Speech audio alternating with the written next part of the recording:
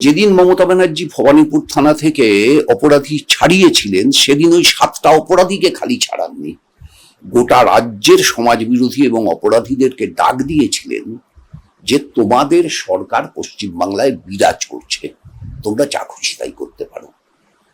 এই যে সমাজ বিরোধীদের রাজ্য হিসাবে পশ্চিমবাংলাকে পরিচালনা করা হচ্ছে এতগুলো বছর ধরে, তার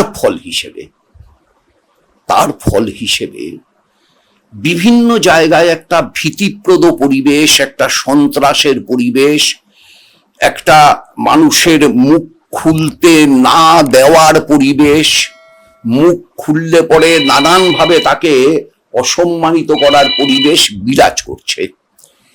এই পরিবেশটাকে যদি না ভাঙা যায় তাহলে কিছু হবে না।